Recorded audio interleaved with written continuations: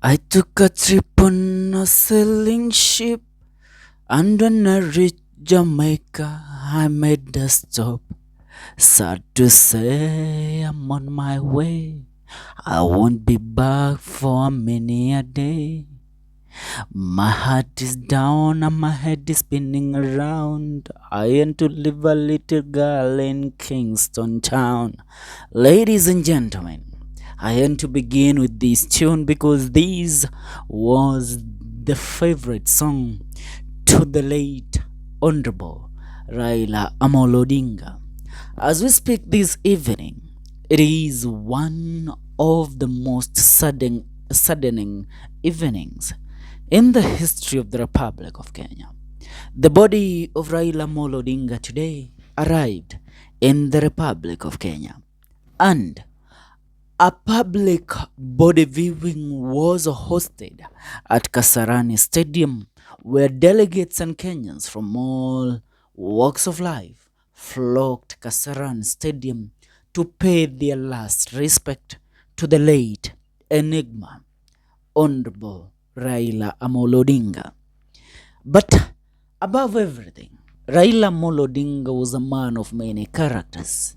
And among the many characters and many umbrellas that Raila Odinga's name fell under, one he always carried it along with him. Controversy. Controversy has always followed Raila Odinga the whole of his political career. And one of the greatest controversies that followed Raila Odinga was due to his fallout with his personal assistant, Miguna Miguna, the Kenyan lawyer who in the year 2018 was kicked out of the country, and a red alert was issued against Miguna Miguna from ever stepping into FIFO. But the question that many ask until date, what actually happened between Raila Odinga and Miguna Miguna? Because Miguna Miguna was Railas P.A. for the longest time that Raila Odinga served as the Prime Minister of the Republic of Kenya. Today, I am going to take you down into memory lane and the history between Raila Odinga and Miguna Miguna so that you will understand what actually happened between Miguna Miguna and Raila Odinga. During his premiership, Odinga appointed Miguna Miguna as his advisor on coalition affairs, whom he later suspended in the year 2011, citing gross misconduct. The Daily Nation quoted his reason for suspension as being accused of misrepresenting the office of the Prime Minister, possibly a reference to his having held strong views which may have embarrassed the then Prime Minister Raila Odinga. Miguna later published controversial books about his working relationship with Raila Odinga. According to one of Miguna Miguna's books, Peeling Back the Mask, A Quest for Justice in Kenya, instances of abuse of office, corruption, political trickery, as well as public deception were planned, coordinated, and covered up in Odinga's office in the 3 years where he worked there as an advisor of Raila Odinga. His suspension came at a time when the electoral body, then the IIEC, was in an uproar and unsettled by anonymously ordered complaints, which the commissioners characterized as a hate campaign but which raised troubling questions on corruption and nepotism. Later, Miguna, after suspension, issued Miguna, after suspension, issued a statement that said he was instructed to write my article on the IIEC chairman and the position he had taken with respect to the party's decision to kick out rebellious MPs and councillors. He later denied this, according to the Nairobi Star then. Now, if there is a man that a lot of people has taken as the man that has fought Raila Odinga on every head since their fallout in the year 2011 is none other than Miguna Miguna. But one thing that you should remember, in the year 2018, after the nullification of the elections of the year 2017, Raila Odinga was sworn in to Uhuru Park as the people's president. The person that oversaw the swearing in of Raila Odinga then was none other than Miguna Miguna. I dare tell you today that Raila Odinga did not hate Miguna Miguna.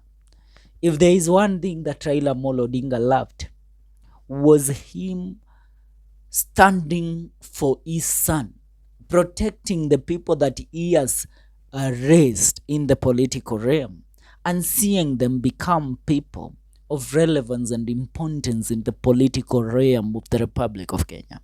And Miguna Miguna was one of those characters.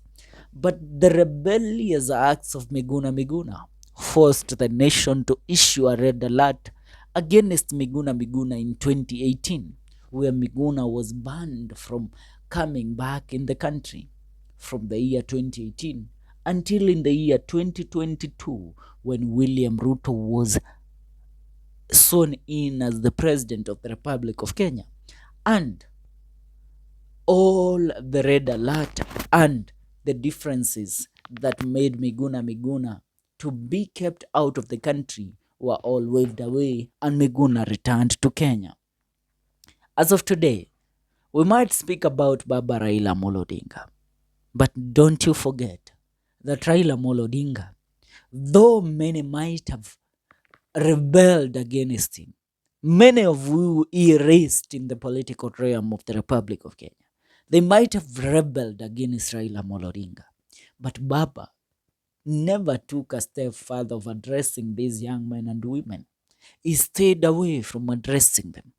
But even if many people suggested that Baba Raila Odinga should destroy these kids politically, including Miguna Miguna, including Babu Owino, including Edwin Sifuna, Baba said, no, I am not going to do that, because that is not my character. I have built these sons of mine, not so that when they become rebellious, that I go ahead and destroy them. No, allow me to protect them. That is who Baba Raila Odinga was. After the passing of Raila Odinga, Miguna Miguna had a message to give to the people of the Republic of Kenya. And they said, yes, I've just heard the sad news. Our condolences to the family of Raila Odinga.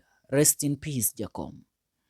And it goes ahead by saying, no matter what, Kenyans must guard against allowing tyrant William Ruto from turning Raila Odinga's death as a well to draw sympathy he doesn't deserve.